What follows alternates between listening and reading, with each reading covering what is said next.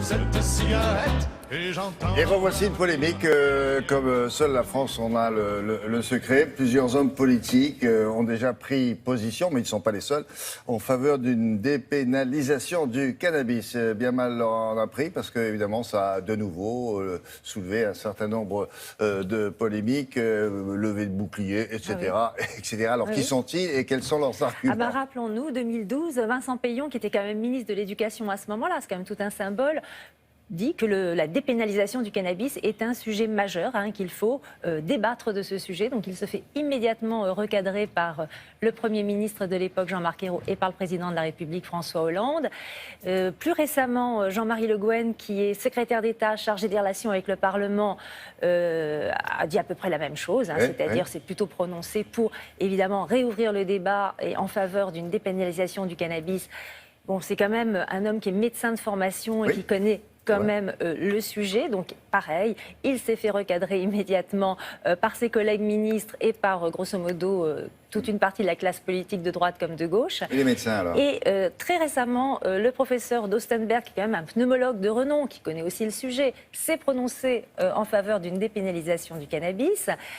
Et il y a quelques jours, le 3 juin très exactement, à Paris, dans un congrès, il y avait à peu près 250 médecins addictologues, donc spécialistes des addictions, regroupés à Paris. Et qu'est-ce qu'ils proposent? Une dépénalisation du cannabis. Alors, majoritairement, vous voulez dire? Oui, majoritairement, dans leur immense majorité. Alors on se dit, est-ce qu'ils sont tous fous, ces gens-là?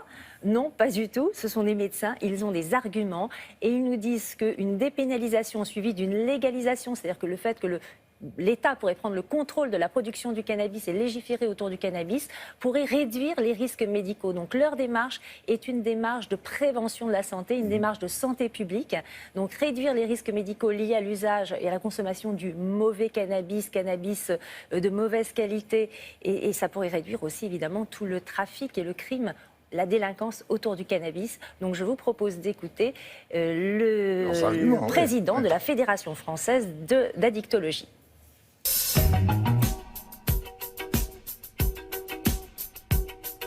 L'immense majorité des médecins addictologues est favorable à la dépénalisation parce qu'ils font que le constat que la prohibition du cannabis n'a pas arrêté l'augmentation du nombre de consommateurs, que le cannabis consommé par les jeunes et proposé par les trafiquants est un mauvais cannabis parce qu'il est coupé avec des produits dangereux dans lesquels le composé responsable, c'est-à-dire le tétrahydrocannabinol, est très fortement dosé. Et pour finir, la légalisation du cannabis pourrait arrêter le trafic et casser le crime organisé autour du cannabis.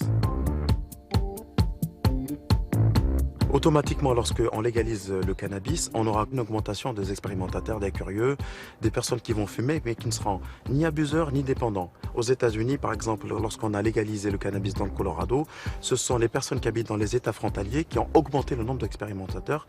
Et au final, on voit dans les statistiques qu'on a moins de personnes qui ont des problèmes de dépendance, des problèmes d'anxiété, de dépression liés à la consommation du cannabis. Pour être réussi, une dépénalisation doit nécessairement s'accompagner d'une légalisation. C'est-à-dire un cadre légal dans lequel, évidemment, il y a des textes qui régissent la production et la distribution du cannabis. Et pour qu'une légalisation soit claire, il faut qu'elle protège les adolescents et les jeunes.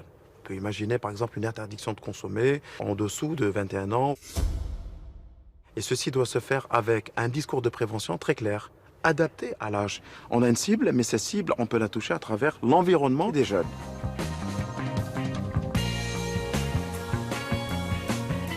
On sait que la consommation du cannabis, notamment chez les jeunes, est accompagnée de deux risques importants. Le risque de maladie psychiatrique, la consommation du cannabis, notamment la schizophrénie, on le sait, et le risque d'échec scolaire. Par exemple, dans l'État du Colorado où on a légalisé, ces deux risques commencent à être maîtrisés, les résultats préliminaires sont plutôt positifs et ces deux réductions des risques chez les jeunes ont beaucoup contribué à faire que les médecins addictologues sont plutôt favorables à la légalisation du cannabis en France.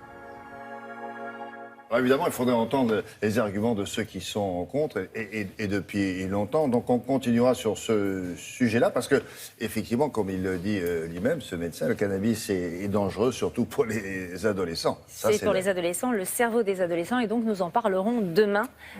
parler de tous ces risques. Merci beaucoup. Aujourd'hui, journée mondiale de lutte contre la faim. C'est pas aujourd'hui, c'est à la fin de la semaine, non? C'est cette semaine. Alors, il y a des événements évidemment toute la semaine, mais le jour dont il est question vraiment, c'est dimanche, oui, précisément. Il y a plein de choses qui vont être organisées. Il y a un tout nouvel événement, c'est la première année Williams, ça s'appelle Fast Food. C'est un festival qui est organisé par Action contre la faim. Un événement un peu particulier, solidaire, culinaire, culturel, pour cette journée notamment. Alors pour cette journée entière, évidemment, on va essayer de comprendre les actions de Action contre la faim, mais c'est aussi ramener tout autour de vraiment de l'alimentation solidaire, du commerce équitable et de toutes ces notions-là. Donc des ateliers et aussi des producteurs qui viennent expliquer leurs problématiques, des ateliers de cuisine, de jardinage.